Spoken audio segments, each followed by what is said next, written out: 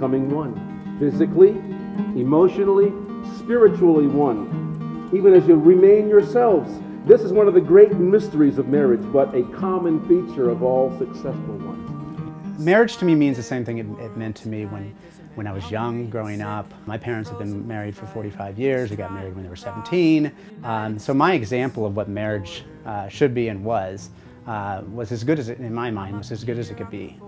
I thought of marriage when I was a child as Prince Charming, ride in a white horse, sweep me off my feet, and we'd be together forever. Americans romanticize marriage more than any other country in the world, certainly any other Western country. What is traditional marriage? Are we talking about traditional marriage from the 50s, Leave It to Beaver? We're always changing what marriage means. Our experience is that love shared is multiplied. There is no point in human history where it has been fixed in place. We are married and polyamorous. Yes. Multiple people. Multiple loves, literally. I'm very traditional about marriage. Where does traditional marriage start and stop?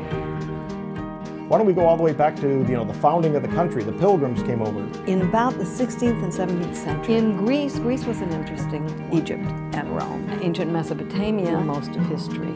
What we think of as marriage, most anthropologists would think of as pair bonding in the very earliest Paleolithic societies, and becomes a center of intrigue and betrayal, repression, politics, achieving military alliances, and wealth gathering. It's the major maneuvering. Some societies believed that love couldn't even exist in marriage because it was a mercenary institution. Others said, yes, love should exist, but it should develop after marriage, and it was very inappropriate for it to develop first. Well, so for thousands of years, marriage was an economic and political institution that had very little to do with love. To figure out what love is. Marriage has changed more in the last 30 years than in the previous 3,000.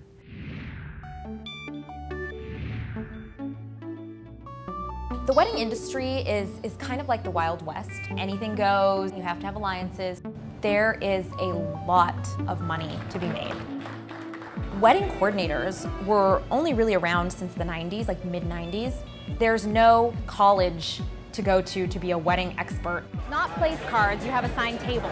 All of these people that were somehow connected to the industry got together, had like a meeting of the families and decided to push the florist and photographer, videographer, DJ or band, entertainment, dancers, fire eaters, cigar rollers. It was this collective effort to kind of heighten the importance of every single element of the day. We have these elaborate weddings in the United States because this is the perfect day. In fact, the word that you see most often in the wedding magazines is perfect, which is a little problematic because things are bound to go wrong. For the American bride, the big day starts forming in their head when they're a little girl. Little girls dream of weddings from the time they can imagine wearing a veil and a little tiara. People like to cling to ideas even if they have no idea what they mean anymore. Ancient weddings were fraught with peril. Some of the early marriages were abductions. When warriors from neighboring tribes abducted brides, they would have to go into seclusion for about a month while people searched for them. So while they were hiding for the length of 1 month or 1 moon, the bride and groom would drink mead, which is a drink made with honey, hence the honeymoon. Weddings are one of the happiest of celebrations. Wherever humans gather for happiness, many, many cultures believe that demons lurk. So they devised ways of keeping the demons at bay. Whether it's wearing a veil or a Chinese bride carrying a parasol, the chuppah in the Jewish wedding, making noise, tying noisemakers to the back of carriages.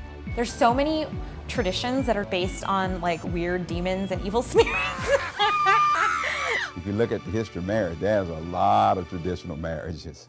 But what I call a traditional marriage is that which is in the scriptures, that God created man, Adam, created Eve, and that they were made to become one.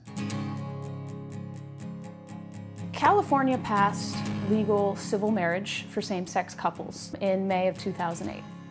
And immediately it was challenged by Proposition 8. Proposition 8 was a ballot initiative that passed in 2008. It defined marriage as only being between one man and one woman. It was a way to say, whoa, we need to wake up here, society. We need to wake up here, church. there's something wrong that is happening with traditional families, and we're sitting back and pretending like it's okay. The Mormon Church, the Latter-day Saints, the Catholic Church, and I'm Catholic, they poured millions and millions of dollars into getting this defeated because they wanted to protect traditional marriage. Two perfect strangers can get really drunk one night in Vegas with an Elvis impersonator, and suddenly they have more rights than my wife and I do. I personally believe that a marriage should still remain between a man and a woman. Love is love. I see both sides of the argument clearly. I'm appalled that we think it's a constitutional issue. Prop 8 is one of the few amendments to any constitution ever that took rights away from people rather than granting them more rights.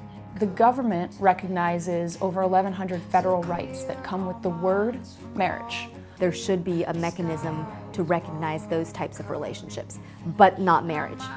If you've been too lazy to get married, as some people would say, and 7 years later you're still living together, our government says, we're going to give you all the rights anyway. Here's your common law marriage. I don't want to force any church to recognize my marriage. I don't want to force any religion to recognize my marriage. All I want is for the government to recognize and sanction my marriage. The issue is what God says is right and wrong.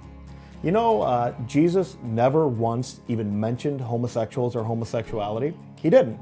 But in 3 out of the 4 Gospels, except for John, he says that what God has put together, let no man tear asunder. I do think 40 years from now, people will be laughing that this was even something that we fought about. Just like people say interracial marriage was illegal. When someone tries to compare what blacks went through and what homosexuals are going through, is an insult to me. We're human beings and we're always up in other people's business. We all think that our religion is the right one. We all think that we've got the answers to everything, but we don't. You don't stop gay people from getting married to protect marriage. You stop straight people from getting divorced. So I filed my own ballot initiative, paid $200 out of pocket, and it's the real deal. We're going to ban divorce in the state of California. What do we want? No divorce. When do we want it? Now. 2, 4, 6, 8. Don't end up like John and Kate. Thank you all for coming out here today to protect marriage. Woo! Amen. Husband and wife. You definitely should not make divorce illegal because I'd be out of a job.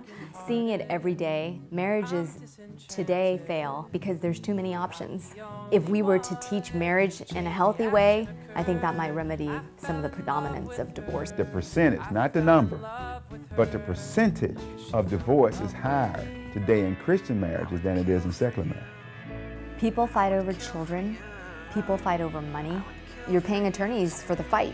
To get this piece of paper that says you're divorced, you need to file a petition for dissolution. You have to serve these papers. That's called a declaration of disclosure, schedule of assets, income and expense declaration, the declaration regarding declaration of preliminary declarations of disclosures.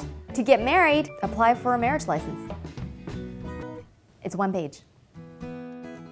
One of the most important aspects of our society is entered into so lightly with so little forethought. I am an American in love. People have a prenup whether they know it or not.